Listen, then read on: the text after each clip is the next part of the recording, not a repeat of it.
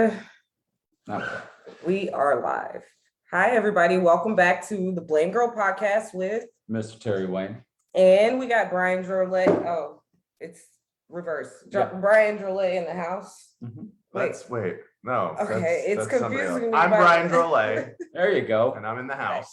Okay. That's right. And things are running smoothly. We totally know what we're doing.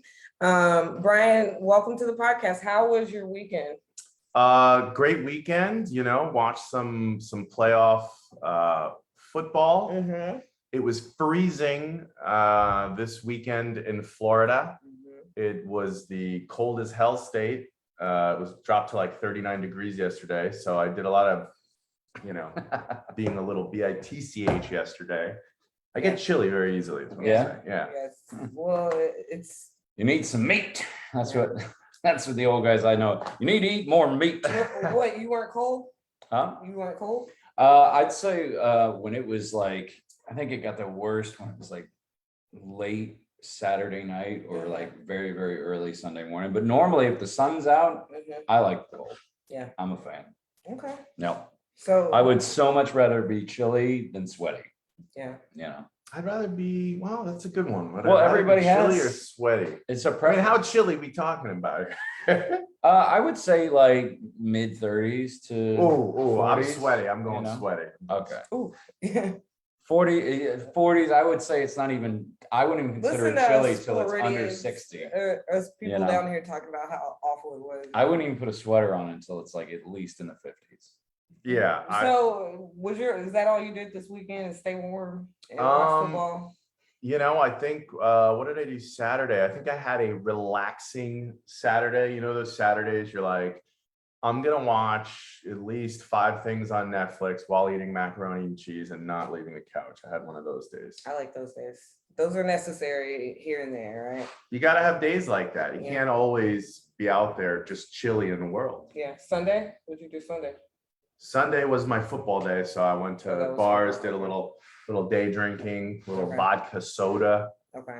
Watching Joe Burrow win. Sorry, spoiler alert. If you had the game on DVR, you should have watched it by now. You should have watched it by now. Is that a player or? He is the quarterback. Yes, he is a player of the Cincinnati Bengals, and they upset the Chiefs, who I hate now, and who he hates now. My friends literally paint themselves red and yellow. They're the biggest Chiefs fans. What's up, Nick Nolan? If you're watching. I didn't hate the Bengals until they took out my beloved Titans 2 weeks ago. So okay, all right. Now I hope their plane crashes. All right. Wow. So how was your weekend, you dark man?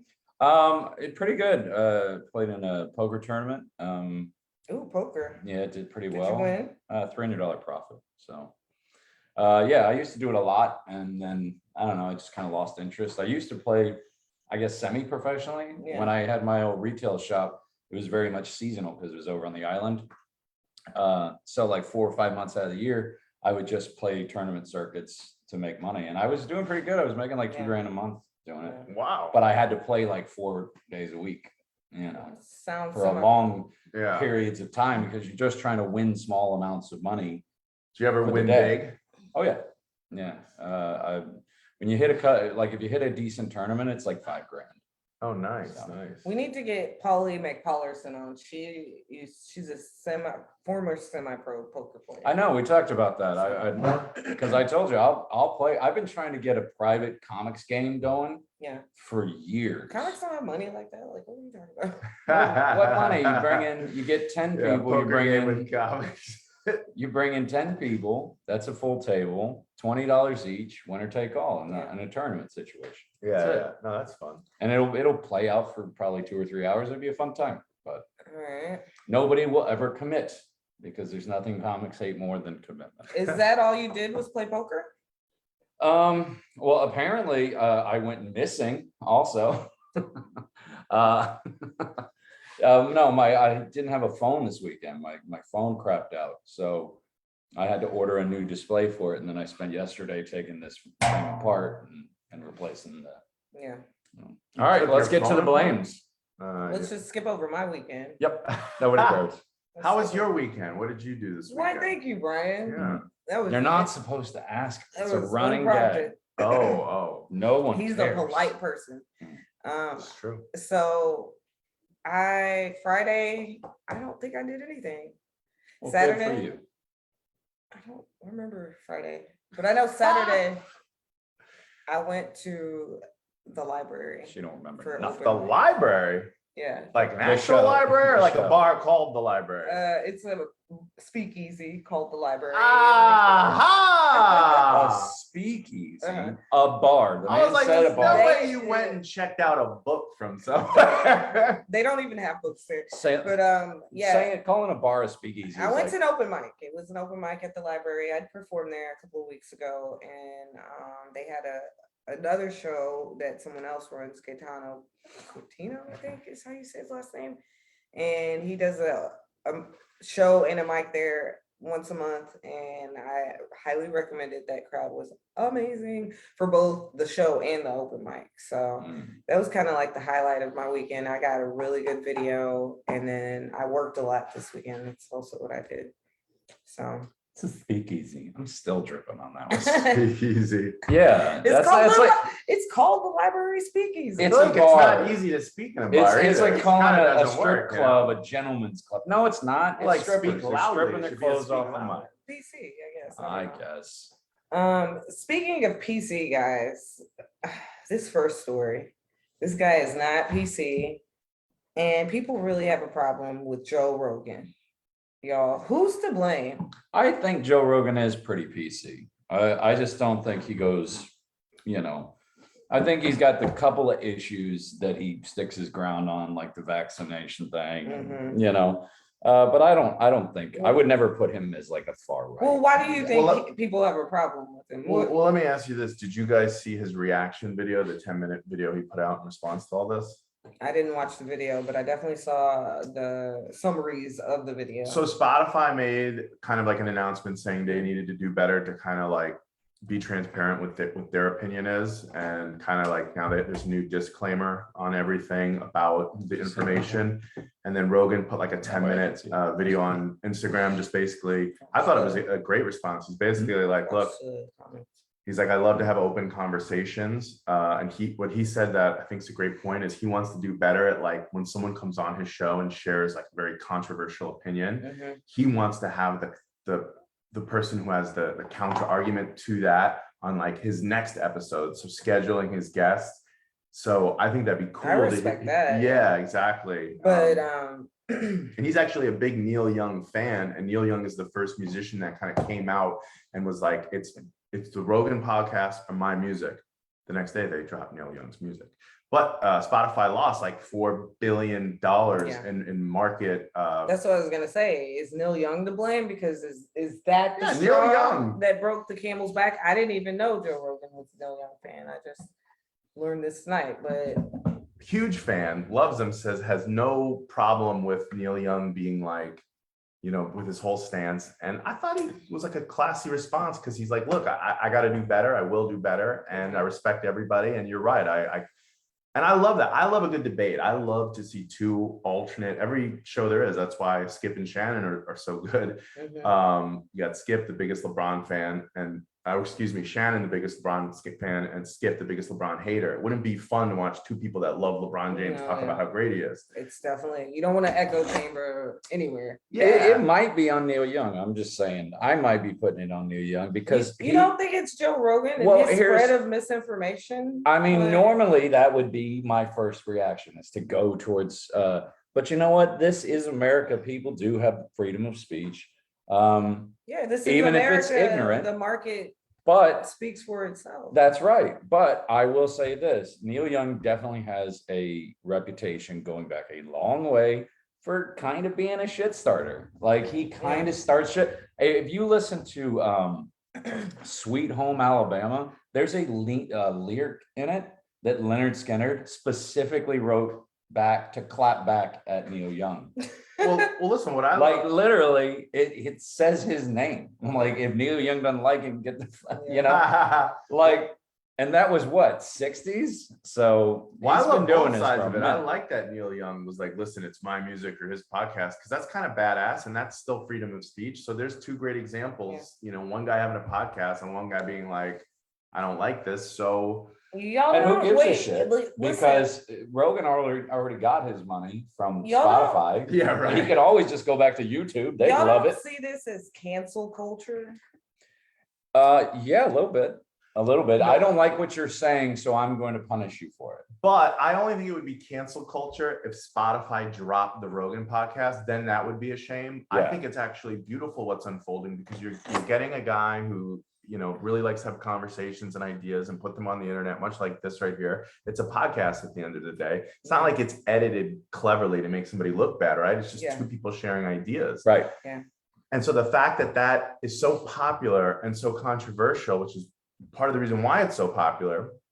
Then you have somebody like Neil Young, this music legend, being like, to a company like Spotify, you can't have, and it's all sparking conversation and evolution, and nobody's been canceled in the situation, but everybody's been kind of made their point on some big level, you know? Yeah, I do agree with that. And it's, You I think the important part of this all is like these celebrities, they need to realize like the pull that they do have, Joe Rogan being that, and you can spread all this misinformation and lead all these people maybe to their potential deaths, trying to follow your regimen for COVID. And then, you know, or be it, you know, Neil Young and him like sacrificing all his money that he would make on Spotify for, you know. Well, let's face facts here. Like in this day and age, Joe Rogan probably has a lot more leeway than Neil Young does. I mean, I didn't even know who Neil Young was. Neil Young, he's a musical legend, yes, but I mean, come on, a lot of his fan base moved on or died off.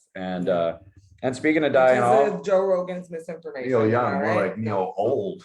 I told you a while ago I was done with this whole vaccine thing, just because like I was done raising Cain about it, at least. Yeah. Because the people I love got vaccinated and I'm out, you know? Yeah. Because if somebody wants to believe this nonsense, which I don't even get Rogan's point. He says, well, I'm not going to trust the science on this vaccine, but I'll take ivermectin. I'll take, which is made by Pfizer, the same fucking company. So it's like, I won't trust them on this, but I'm going to trust them on that. It's like stupid. It's ridiculous. So take your chances if you want to. I'm not going to kowtow you anymore. You go ahead. Well, you know, he's all about exercise and health. And, you know, there are some benefits to exercise, guys. I'm reading. Some benefits. Is that news? Stop the presses. Like, you're admitting it. Oh, there's some. Whoa. Exercise with the hot take. Exercise is good for you. It's got some benefits. But And she doesn't care if you get mad about it. I'm so mad y'all are ruining my transition. But anyway, I think it was ruined already. But go ahead. Thank you. Guys, 35 days of consecutive exercise appears to reverse cognitive decline. Who's to blame? My father. And it's 35 exact, not more, not less. It's 35. What does days. that mean? Cognitive, like you're not going to get Your dumb mental, or senile. If yeah, you your mental exercise. decline is reversed if you exercise for a consecutive 35 days. But then what happens after the 35th day? You Like, don't exercise, and then I don't know. I don't really understand it all, but I think generally just being healthier is probably going to lead to less dementia. you think being healthier is just going to lead to less dementia? It's going to lead to less health problems, dementia included. I mean, you just said it. being active, you know, yeah. not getting too sedentary. Yeah. So it's obvious to you guys. Yeah, I still say my father's to blame. Why is your father to blame? Nothing. Okay. I'm just going to blame him for one thing on every episode. So Okay, fine. it's a new Is thing. he watching now? It's a new thing I'm starting. All right. It's on you, Dad. They only did the study in female mice. So it might only be females that could reverse their cognitive decline. So you admit women are declining cognitively. Yes, I admit that. I don't know the numbers, but I think Women and men are declining cognitively. if I'm Only women have remembering, hope. if I'm remembering correctly, isn't like dementia and Alzheimer's already less in women in general? Yeah. I might be full of We shit, but deserve I'm it. pretty sure We deserve it. that's what I remember. No comment. Yeah, I comment. don't know. I just thought this was really interesting, and it seems boring because y'all are like, no shit. Well, I'm gonna do it.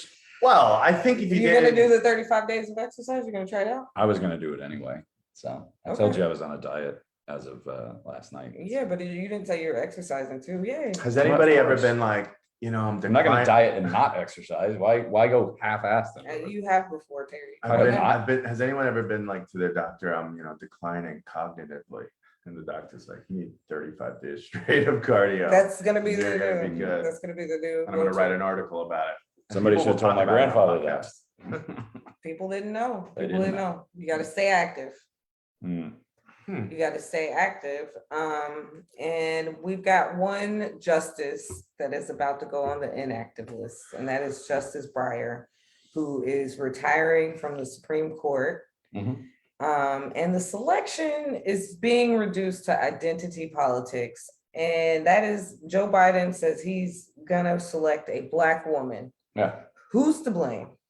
White conservative America, generally. I mean, they're to blame for a lot of things, but they're the only people I've heard complaining about this. There's never been a Black female judge, and Biden wants to be the one to appoint her. Okay. And why is this even a fucking thing? This is the same thing when they made like a Black version of Annie and everybody cried, oh, well, what, clutch your pearls. Who gives a shit?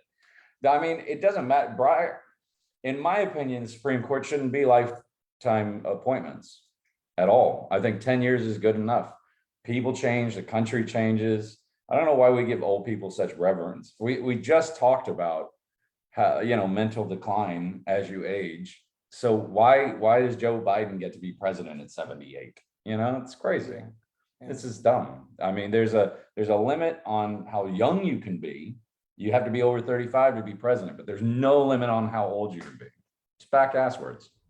So we know you think that nobody's to blame here. You think he's doing the right thing. I think Fox News and OAN and Newsmax and all them, I think they're to blame because they got to make a story out of everything. More like, oh my God, the M&Ms aren't sexy, stupid ass or stuff. is it more like the fact that we haven't had one? Is that what's to blame? But then again, you gotta ask yourself, well, we haven't had an Indian American or a Korean American justice. So the best idea I've heard so far about who should replace him, and I agree, actually came as a joke from Jimmy Kimmel, and he said Biden should appoint Anita Hill. Yeah, that would be so funny. Is she a lawyer now? Yeah. You don't have to be a lawyer, by the way, folks, to be on the Supreme Court. Yeah, you don't have to be anything. They should appoint me. Trump Joe Biden, I'm right here. Trump could have put the My Pillow guy in. I can tell you who's to blame, Mhm. All right. What do you think? You Brian? are a Black woman, so. I think it's a polarizing topic because, look, when you cast a sitcom nowadays, right, you look at every role and you're like, okay, we can't just have, there's 5 people, we can't just have 5 white people or 5 Black people or 5 Chinese people, or maybe you can have that, but that's its own unique, we're doing a show about these people, okay? But in anything you cast, you're just gonna want to get like man, woman, and as much cultural diversity as you can, so that whatever you're putting together is, the most beautiful thing you're putting together.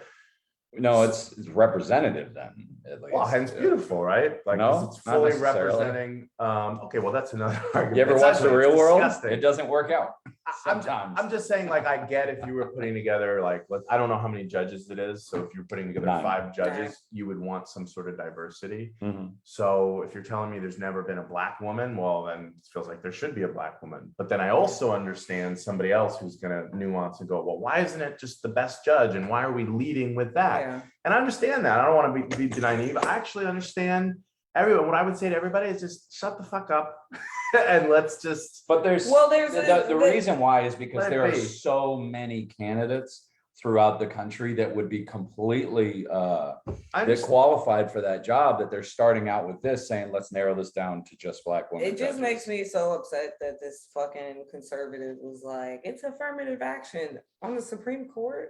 But it kind of is, that's exactly what it is. And it just, it does go to show, like, they will say, like, affirmative action should be over. We've had a Black president. clearly it shouldn't be over because we still need to get other people into the Supreme Court, and it doesn't need to stop at Black women, you know?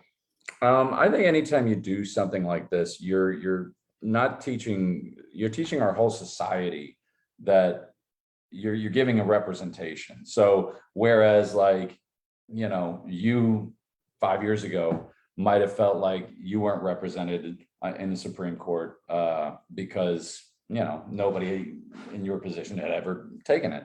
But at the same time, that knife cuts both ways. You know what I mean? Like he was saying, if you cast a sitcom, well, there's actually a great, there's a great example of this.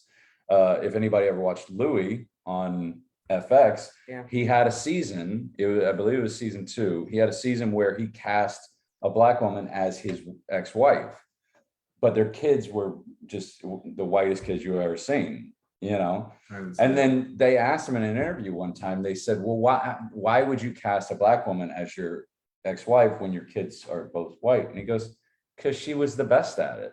She tested best. So I gave it to her. And it didn't bother anybody. And everybody just went, oh, and watched it anyway. It didn't fucking matter. It made you be like, well, okay, whatever. But then you got to take the converse of it. Like he said, if you're casting a show, you want to make it all diverse. No, just give it to whoever's best. Like who gives a shit? Well, that's why I think it's tough. That's why I say it's polarizing, because it's hard to black and white this one, because there is a lot of gray area, because you want to have like a diversity in the group and in the pool be like, that's something that's of value. But then you also, you know, you don't want to like discount somebody because if they're amazing on their level, but they're just not the right, you know, ethnicity or sex or whatever it is. So but I think it's case by case basis with everything. You have to kind of be sensitive of all these things, and it's a complex world we're living in. You know? I don't think you do. I don't think you do have to be sensitive to it. I think that the best art comes when you just stay true to what you're trying to do. And you know what? Explain it later. Seinfeld's almost got in trouble for that with his comedians in cars. His first season was he just got 10 of his comic friends to come on. And then somebody said, hey, well, where are the women? Where are the people of color? Why haven't they been a guest? And he goes, I just picked 10 dudes I know. And then the next season he changed it up and he's like, all right, well, we'll fix this. And you know, but I think everybody's really hypersensitive. That just shows like what you said isn't true. Like you can't count on people to just. No, you can't. You can't count on people to have that inclusivity. Like you said, Seinfeld just picked the first 10 dudes he knew. Yeah. Like, and women get left. What I would say is being sensitive to criticism and people's like reaction will make you a better artist, not listening to them, in my opinion. So if people are saying, hey, you just cast 10 white guys in your comedians with cars, and he hears that, he might be like, no, screw you. I just cast the 10 guys I know. He might go, you know what, on season 2, you're right. I should mix it up a little bit more because I do know, okay. And maybe he just looks at it differently and you get a more interesting cast for more of an audience. Like part of the reason the Fast and the Furious franchise is on the 10th movie is because it was actually one of the first major Hollywood blockbusters for every cast member have a different ethnicity, different culture involved, which is why it was so global. Because it made money in all these countries because everybody was represented, which business-wise, again, that's why they're on their 10th Fast and the Furious. So I agree, you got to keep it true to whatever you're trying to create. But if you're a little bit sensitive to that diverse world and can kind of find the right dance with that, I don't know, you know, but you too can put out a mediocre product. I mean, like, let's take a look at the biggest show Netflix ever put out. Squid Game. Yeah. Nothing but Koreans. The entire show. Sure. I mean, I'm not saying an all Korean cast, you know, that's kind of an anomaly and like kind of like the other end of the spectrum. Of course, that's a valid thing. And trust me, I'm not all for, you know, if you want to make a movie with 10 straight white guys and like that's the movie, you know, I look forward to seeing that movie too. Like, I think it's all in like the reception of the feedback. Like, yeah, people are gonna say that and you should maybe receive that feedback and think about it. But on the converse side, I don't think that like when people get upset that like they're making James Bond black, I don't think you should listen to those people, you know? I thought Idris Elba should have been it from the beginning. Like, I love him, and I love that as Bond. well, he's British. He's definitely a Bond type, and he's got that swagger. You know, he's How got dare that. how dare you put out a mediocre Bond by No. caving to the masses that I'm want a not black caving. Bond? How dare you? No, I'm not caving. Again, I'm not Yeah. caving. I'm picking him because out of all the actors that I can think of right now, he seems to fit the best. It's kind of like Seinfeld. His response to that, by the way, when somebody said, "Oh, well, you just had 10 white guys on," and he goes, "Huh? I didn't even notice." Did he have? Yeah, and trust me, He Oh, didn't they even- were all white too. Damn, Yeah. Seinfeld. He I don't didn't- know he if they didn't- were they Of all course white? he I don't did. know. Well, here's the thing. He didn't even Somebody notice. needed to tell this motherfucker. Okay, but he didn't notice, and they did. For So sure, but who really here has But the here's all, eye that looks for it? You know, some Yeah. people look. Yeah, I and mean, of yes. course you can't expect this white man to not like to have the eye for it. He's not gonna think about it, and he's gonna be like, "Oh, I didn't know." Well, Duh, of course you didn't. but he know. already had. Open your motherfucking eyes. But he had already had Sarah Silverman and Chris Rock already booked for the next season because he just went down the list. So It's and just interesting that they were 11 and 12. That's all I'll say. Um, look, I'm the biggest Seinfeld fan ever. Like, absolutely can quote every episode of the show ever. Love Seinfeld, love his sense of humor, love his stand-up specials. But it's funny because I saw that same thing and I thought to myself, there's nothing wrong. Like, I love the Jerry that's not even seeing color. And it's just like, he's just all about the funny. I love that Jerry. But it's also interesting. Like, I'm curious, like, what does Jerry think about diversity? And I have actually there's YouTube videos of him talking about just this subject. Mm. And he puts his funny Jerry spin on it. Like, and you know, he's like, funny is funny. And I don't know. it's infuriating that he just kind of brushes it off, in my opinion, but whatever. Yeah, And I know he has, diverse friends and whatever, but he's like best friends with Chris Rock. but it's just like this. It's like I get sick of being a woman in comedy for one, and Mhm. then being like trying to be like, yo, why is there all men on Do this we have to? live? Do we have to get back into this? There is no disadvantage to women in comedy. I'm just gonna flat out say it. I actually think the advantage of being a woman in Sometimes. comedy, Yeah. and is like, women are like, most of the guys in comedy, not all of them, but like a lot of them, I think, and I could be wrong, I don't want to condemn every guy in comedy, but I think like they're excited when girls are around, like, oh, cool girls, like there's girls here. Like, I think girls is always a positive. It's never bad. And then if the girls are actually like funny and cool, who doesn't want those girls around? And comedy is so much about people wanting you to be around. But having said that, you probably have to deal with like maybe a lot of annoying, creepy guys. I don't know. You could take any female comic and then take any male comic, let them start at the same time, have the same similar kind of sense of humor, put them out in the world, and that female's getting booked first and most, a lot more than that dude is. If they're on equal footing, all other things being equal, the female's getting booked more, either for whatever reason, either because somebody wants to have a more diverse show, or if somebody wants female representation, or if they're doing a female only show, which doesn't really exist, Interesting take. on the Jerry. other way. As Or a they're, white or the cis man bookers in just thinks they're comedy, cute and is trying to sleep with them. You know what I mean? uh, Like that so happens weird. too. I'm sorry. but Okay, that's exactly what happens in comedy. Women get booked way more than men. I don't know. Every woman that I know that when they started out, they got booked very fast. And if you don't, then and- you're just not good. So, No, that's not the, okay, whatever. and that's, You know what I'm talking about. I'm not trying to spread rumors, All like, I'm saying is I don't think it's a negative to be a female. No, I don't think so either. Even white Bill guys. Burr even said it. He laughed in an interviewer's face one time. It's another like, oh, white the guy. female challenge it. He's like, I know plenty of female comics that started with nothing and now they got millions. If What you're are funny, women comics saying? huh? What are women comics saying? What are you Yeah, saying? y'all are quoting a white man, like, Well, it depends on who you're talking about. If you're talking about Sarah Silverman, she's got some interesting things to say on it, but I'm yourself is sure she does. yourself is going to be a very, very different. So you wait, know, what's take your, on what it. do you think women are limited in comedy? Of course she does. Yeah, I think that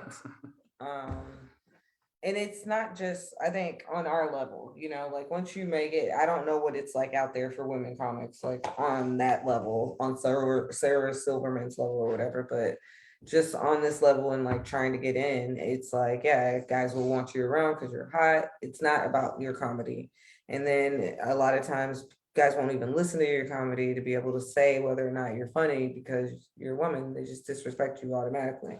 I didn't So, say hot. You That's don't have to be why I hot. tend to just disrespect men automatically as well, just to keep that same energy. I You're guess. welcome, ladies.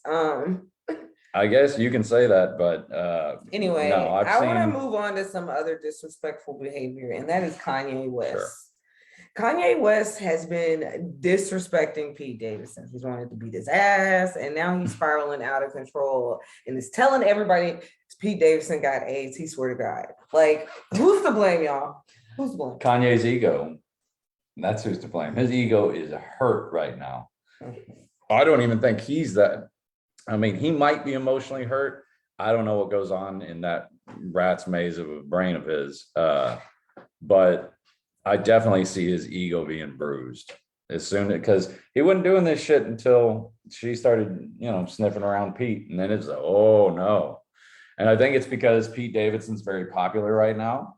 And because he's very popular, Kanye feels like he's in his shadow now, So he's just lashing out. What do you think, Brian? I actually totally agree. I think it's ego. This has got to be brutal for somebody with a huge ego. I mean, Kanye's like the guy who's like, I'm the best, I'm the most awesome, and Pete Davidson, I'm a genius. I am a god. And Pete Davidson is sleeping with my woman. Like, that doesn't go together. My wife, right, Julia, that's his new girl. Like, he has Julia, he's like, fuck Pete Davidson, right in her face. Like, well, yeah, but he's still saying it while he's with somebody new. And guys, if you don't know this, if you get with somebody new, not a great idea to spend so much time thinking about your ex. Well, Julia she don't care. She's just eating it up, wearing the outfits he suggests. He's toxic. That's what I think. I don't think it's just like, it's not just juvenile behavior. I think it's toxic fucking behavior. And Kim, I just hope he's not like OJ is all I'm saying. There's two, OJ, come on. There's two going that far. There's two sides of me, right? There's the side of me that agrees with everything you're saying, right? Like the side of me that gets wrapped up in it, like, oh man, his ego and Kanye this and then I'm like, oh my God, I'm falling for it, because on some level I want to believe he is just such a smart artist, and his whole egotistical, like, I'm the best, all of it. Like, sometimes I really think, like, is he just that brilliant that even everything with Kim and this new girl, like, on some level, I just wonder how much of this is manufactured and for publicity, for everything, for what we're talking about now. Like, when you're that insanely famous and that in the eye already, and I don't know, but, or he's just, I don't think, I see what you're saying, and that does happen a lot. I think that's what Ariana Grande and Pete Davidson were doing, because they both could, Pete would get a bump on his career and his popularity, Ariana would get a bump on hers. You get that fan crossover shit. But in this particular case, nah, I don't think, because Kanye, he doesn't need it. Who are you dating for a bump in your career? Who am I dating? I don't. No, but who would you? Who would I? Hypothetical question. Hypothetical? What are you talking about? For who? What career? What? Okay, Brian, who would you date for you? Who would I date? Yeah, just to boost you. I have an inspection company. Nas. I don't know. I'll date a realtor, I guess. Okay. Who would I date? I put it to you this way. I wouldn't date anybody for the reason of boosting my career. So I said it's a hypothetical. Oh, I would. I play could just the pick a game. celebrity. I'll tell you who I like, and ScarJo, for if sure. that happened to boost my career, cool. But well, it's gonna, if they're a popular celebrity, it's obviously gonna help you out. But who?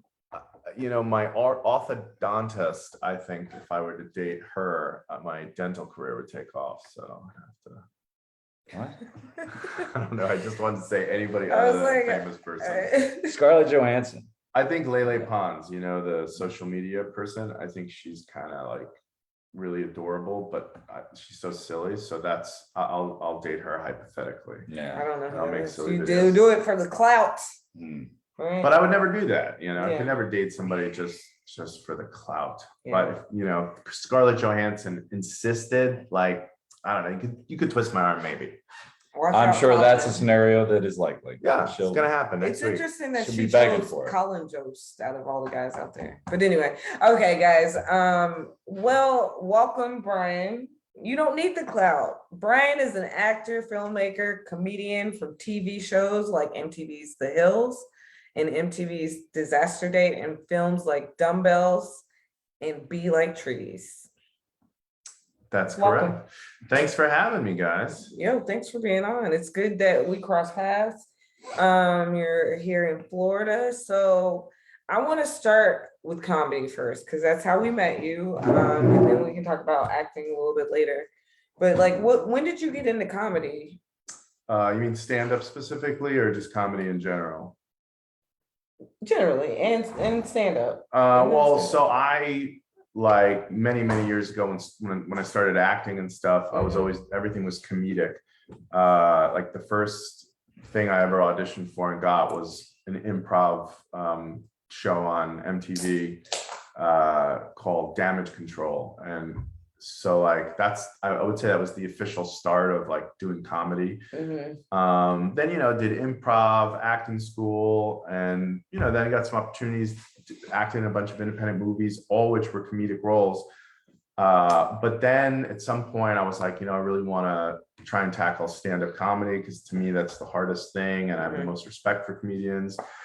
And so I had done it a few times many years ago, but it was like 2016 where was my New Year's resolution that I was going to do stand-up comedy every single night of that year, which I did. Yeah. And that was the year I really hardcore started doing stand-up. You telling me that Every night for a year. That's pretty hardcore, man. Yeah. What year was that you started? It was 2016. Okay. And I think I got to November 16th, to be totally honest. I didn't, once the holidays hit, I was like, so, but That's 365. That's a lot of dates. And plus you got to find mics or shows or.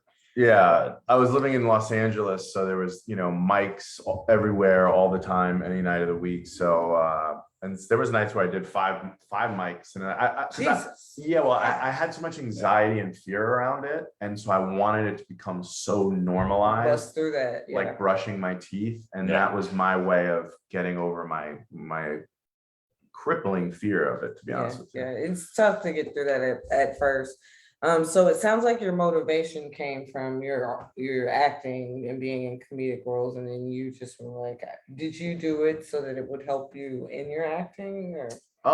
Well, yeah, the kind of evolution of my. Because usually they write your role, they write your script and they write your jokes. Yeah, well, like I wrote my own film. I actually wrote a few films and a web series and things that ended up getting produced that I ended up producing. And so writing kind of comedic scripts that people were liking my scripts and wanted to make these things, it gave me the confidence, okay, I have a comedic voice, I can write. And then I was acting in all these things. So I'm like, I can perform. And then I think where I really started like seriously thinking maybe I'll do stand-up was I did a play in Los Angeles. It was a really funny play by a guy named Brad Gottfried. And it was called, what was the name of it? Women are crazy because men are assholes. And so I did this play for like 7 months and it was like sold out every weekend, like 4 nights a week. Wow. It was getting all these laughs. And I'm like, okay, I'm on a stage.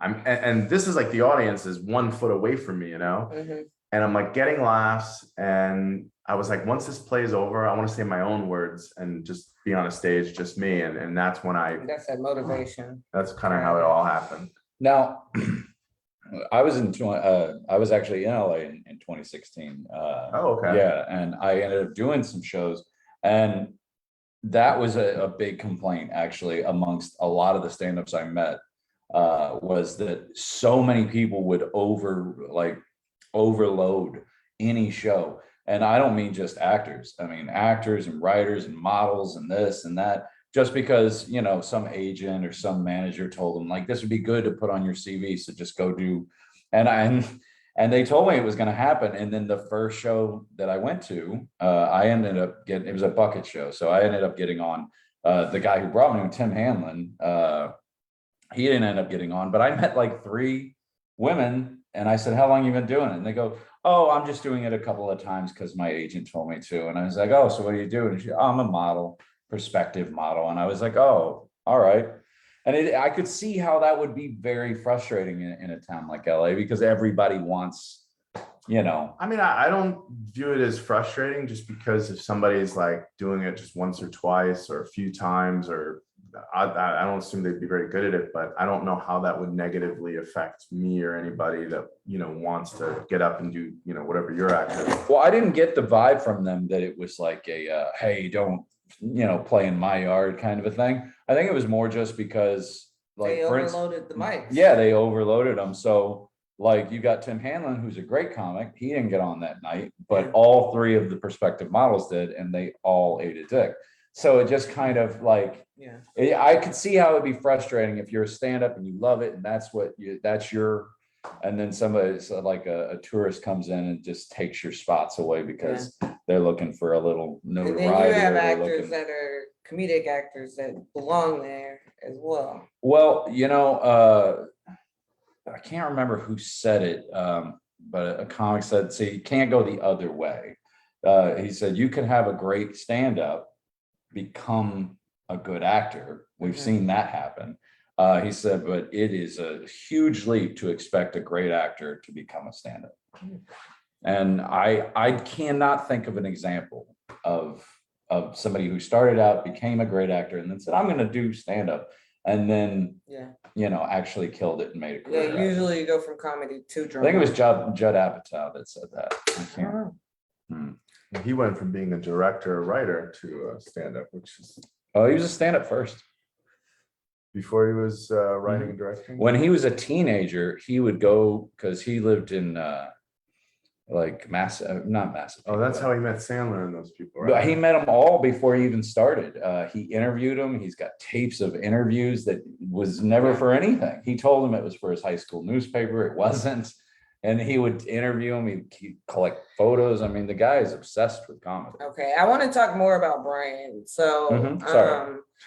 What's your proudest moment in comedy? My proudest moment in comedy. And let me limit you to stand up. Okay. Probably maybe the night that I did Kill Tony. Oh, you did Kill Tony. Where did you get to do Kill Tony? In LA? I was at the Comedy Store in LA. So great. And it was kind of a special night, I guess, just because, well, for one, I was there to sign up for just the mic, but didn't get on the list. And then someone's like, hey, there's this Kill Tony show. I had never seen it, didn't know what it was. So I just thought it was an open mic and you got to do a minute. Yep. And everybody said, if you get up there, they're going to start your time right away. So just go right in your act. Don't waste any time. So it's in the main room and there's, I don't know, it had to be at least 1,000 people in there. It was packed. There was cameras everywhere. And again, I didn't know what I was like. I didn't know what I signed up for, but I'm like, there's like, 400 comics here. I'm not going to get called.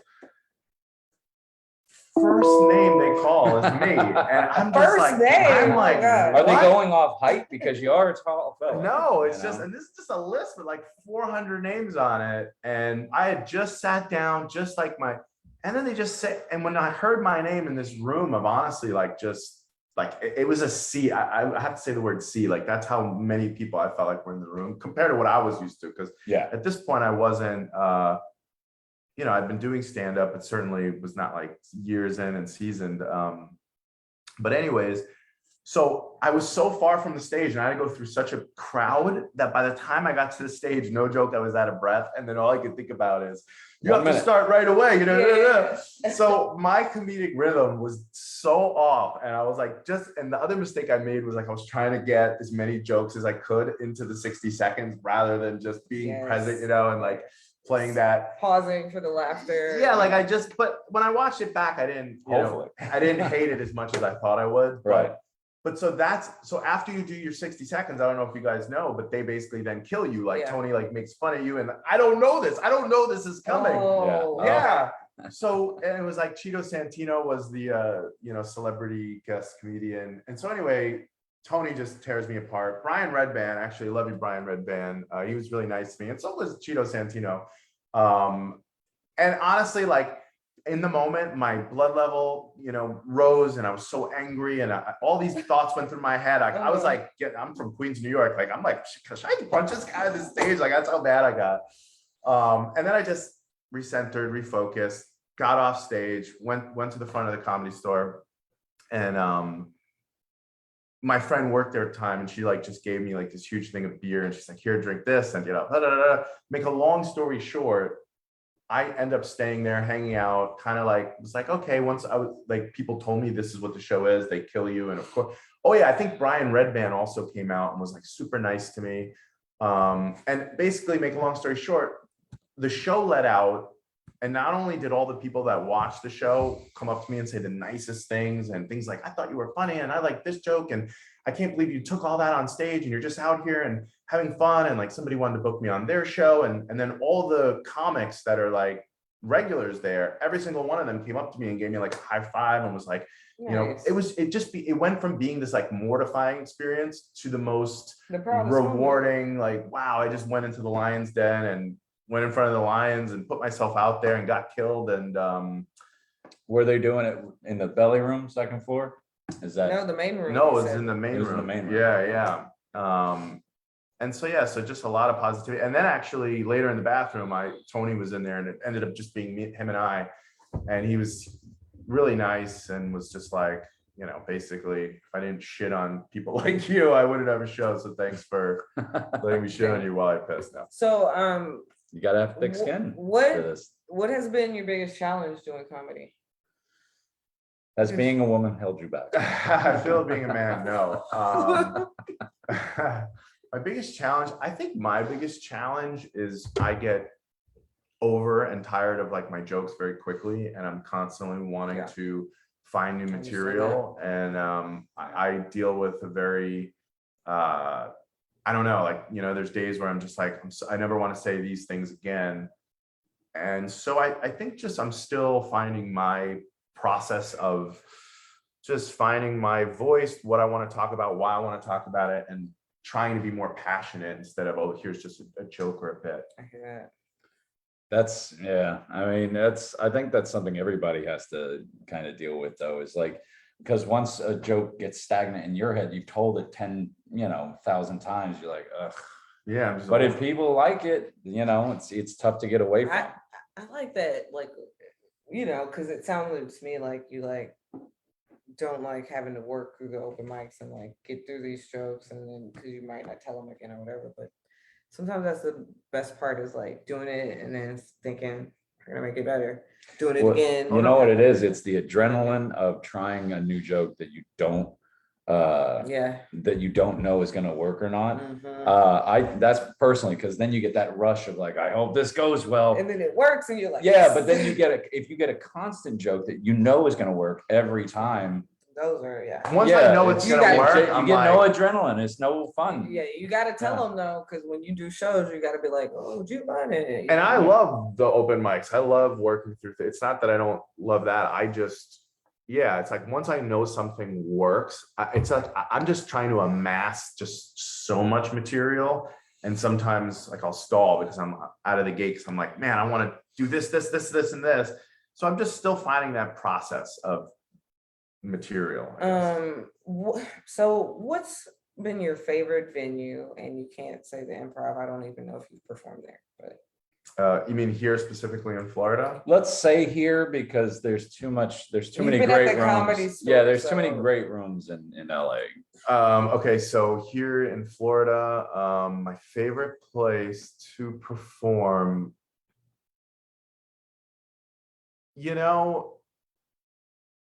Put them on a clock. I'll go with, ironically, I think I like Duke's Tacos, just since it's not like people aren't paying attention. So I like performing somewhere where if you can get people that don't want to view comedy to turn around and be like watching and laughing, like that's like almost A more success. rewarding than people that are ready to watch comedy or actually paying Well, attention. it is too bad that Swamp Grass isn't still running because you would have loved. He- Oh no, I've He's been to performed Small there. Have you? Oh my god, Yeah, yeah, that place. That's too depressing and too hard. Like Oh, no, you can't get it. They're not gonna turn around from their pool Hey, game. you're talking to the two house favorites, right? Here. Oh, We've man, both dude. been the house favorite. Yeah. And now, anyway. So, really quickly, I mean, we could talk all night, and we are going to talk after this.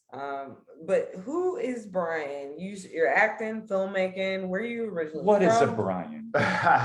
You She know, always asks that Violence. question. I could It's be- so He lame. chose violence. It's lame. I could be guilty of spreading myself too thin. I've just since I've been 3 years old, my household was all artists creating art all the time. Like, so I have like ADD, but man, I love writing comedy. It's definitely comedy, but I mean, I paint, but I love writing. I edit, I do graphic design. I mean, it's bad. I'm an art addict. So who is Brian? He's a guy who likes to make good art. That's my new It's tattoo. tattooed on. My Oh, I new thought he was pointing at that painting. Yeah. was I just like, got a new "That's good tattoo. It says "Make Good Art." I was So looking at it earlier. It's I like to express truth in a multiple of mediums and often comedically. art." Nice. Nice. And so you said you're originally from the Bronx. Queens. Okay. And then how did you wind up in Florida? How'd you get here? So my family retired to West Palm Beach when I was in college. But after college, I lived in West Palm Beach for about 5 months, then went up to New York to pursue acting, was there for a year, then went out to LA, was there for 17, and am currently here because my father's been having some health issues. So Yeah. family first, had to come here and figured while I'm here, let me attack the South Florida comedy scene. How old are you? It's driving me. I can't peg an age on you. I mean, part of me thinks you're 28. The other part of me thinks you're 48. Split the difference. I'm 41. Okay. All right. He's Yeah. our age. I couldn't peg you for nothing. And- I like it. If I would have shaved, it would have thrown you even more. What is Yeah. it? 40? 40. Yep. 41? Mhm. 41. 42. Yep. Old lady. We're old people. Yep. Thanks for outing me as old. I Trying to didn't keep mean, that I'm a sorry. secret. You didn't have to answer the question. I'm hip. Yeah. What's Yeah. that Steve Buscemi meme? Oh, What's yeah. up? yeah. What's up, What's- other young people? Or Yeah. something? Yeah. Something like that with the skateboard. So, do you have any other projects? I know you do. You have a podcast. Tell us about it. Sure. So I have a podcast, The Big Dro Show. It's on my YouTube channel, youtube.com/Big Dro. Big Dro, big with 2 G's, BIGG. First 3 letters of my last name, DRO. So yeah, there's that podcast. And I actually do have a film that will be coming out soon on all Okay. digital platforms. Okay. You can follow me on Instagram to learn more about that film. I can't release, it's top secret. I can't release the details yet. But What's your Instagram handle so we can follow you? Brian with an I, and then my last name is D as in David, ROLET, like the extraterrestrial, at Brian Drolet. All right. So, and if you're our age, you might recognize Brian Drolet from, like I said, The Hills. And now it is time to play the blame game. Are you ready? Let's do it. So, to this day, you still catch grief for crashing Lauren's Vogue party. To this day, who's to blame? Um, Why are The people so producers? The why producers. why are people so pressed about this? And did you crash it? So the way they portrayed it on the show was that we crashed the party, but we didn't. We were invited. So who is to blame is the editors. And I know a thing or two about editing. So I blame the editors. Was it good editing? It was great editing, Yeah. great producing. I agree because Um, I watched every fucking minute of it, and I have not watched the new one. I haven't seen one episode. I'm sorry, man. Oh, It's not- I'm upset Oh, about I it. was- You should be sorry. It's You're not a- offensive. It's offensive. You were not a 20-year-old girl in the 2000s. You were fucking probably watching that shit. But I was hooked. I watched Laguna Beach. I watched The Hills. I watched Whitney and her in New York. I watched it all. I think that was my And you golden know, phase. I think what my attraction to that show was fashion. They were like in the fashion. Oh man, every time I Kelly watch Catrone an and- episode, I cringe at anything I wore. So definitely wasn't my fashion. Well, The more she look pretty describes young it, the more she keeps describing it, the more I'm thinking, oh, that's why I didn't watch it. No, Because it's totally not something. Yeah, I mean, if I wasn't young on man it, I in don't his think I would've 20s, it watched doesn't really either. sound like a Maybe show. I would have watched it. I do like You Sex were in and the City. LA. Yeah, maybe I would have been watching Now, it. see, I honestly. did watch I that, watched fucking Baldwin Hills. That's the black version of the Hills. I but don't that's know if only y'all because know they had about so much that. nudity, you know? What's that? That's only because they had so much nudity that I watched Sex and the City. Oh, Yeah. it's Yeah, the they didn't nudity have that nudity. got you, huh? Yeah. I think it was just the drama This on, was, on the Hills. But anyway, That was Well- pre-internet porn days, you know, or the buffering was terrible. Oh, So, do you so you already kind of told us your movie, but do you have any shows or comedy shows coming up you want to promote? I will be doing stand-up comedy at the Red Light in West Palm Beach. Bobby It's Mack. like off Congress. Yeah. So the Red Light this Sunday at 8:30. So again, follow me on Instagram. I'll be posting the flyer for it. But yeah. I might come out and support that. You're right down the street. Yeah, and it's so good to see they still have that room going now that we've lost Bobby. Yeah, and I think they should have. I even said it at the memorial show. I Yeah. said, you guys got to keep this going, you know. It's Just, beautiful. yeah, In his name, if nothing else. exactly. All right. It is time for words for white people. Terry, I'm gonna let you have the middle seat. and talk to Oh, your white okay. people. Can I grab another one of these bad boys? You can help yourself. I just went and got a bunch for you. Grazie. Okay. Now that all of them are gone, me and my honkies can talk about some stuff. This week, I wanted to tackle Encanto, which, if you don't know, it's the big hit on Disney Plus right now. It's the #1 soundtrack in the country. Everybody seems to be talking about it online, and I did see some clapbacks from people that are talking about, oh, well, they make all these kids movies now, but they're all about emotions and they're all about feelings and this and that and inclusivity and blah, blah, blah. And you know what? I think that's fucking great. I think they need to make more movies like this. I think they need to make more movies teaching kids about feelings, teaching them about their own feelings, their own emotions. Pixar did something very similar, took a very similar path with Inside Out, and it's important. I think it's more important. I think they should teach it in schools, to be honest. It's damn sure more important than algebra, because you're going to deal with your feelings and emotions every day of your life. How many of you used algebra today? I bet a large percentages say no. So what's really important? What's really important with a child's development? I think definitely they need to make more of these kids, or more of these kinds of movies, and they need to make them more deliberately about, you know, the way the kids are actually feeling and the problems that they're actually going to face. So any kind of pushback on that was absolutely ridiculous to me. And I couldn't wait to talk about it and just give my opinion of it. Because here's the thing. Without that, that's how you breed that toxic masculinity that myself had to deal with, you know, in my adult life. Like, just, let's put it this way. When I thought about talking about this, my first instinct was like, oh, you can't talk about that because it's a kid's movie and somebody will call you gay, or they'll say you're not a man's man. And that's bullshit. I mean, who gives a shit if you're just watching a movie? Who gives a shit if you like something that somebody else is going to throw a dagger at you and say, oh, well, that's stupid. You're this, you're that. Fuck all that, man. Like what you like, and teach your kids how to deal with the shit they're going to deal with every day. You want to come back in here? You want me back in there or no? If you'd like. Come on in. So All right. now that we've dealt with the big Encanto problem. How's that, white people? Yeah. All Yeah. right. Like what you like. Anybody got show? I mean, anybody. We already talked about Brian. He's at Red Light next Sunday. Terry, what you got? I am headlining the Extreme Comedy Show Headlining. What? at Jesse's Extreme Sports Bar. And this is going to be on February 4th, 9 p.m. All right. So, and then we can split the baby because Gio will be performing Friday at Island Vibes. Not headlining though. on February 4th. So that's bad. up here in Palm Beach. You got Fort Lauderdale or you got Palm Beach. That make you sad? And I'm in I'm at that HOA again on Thursday, but I think that's private, right?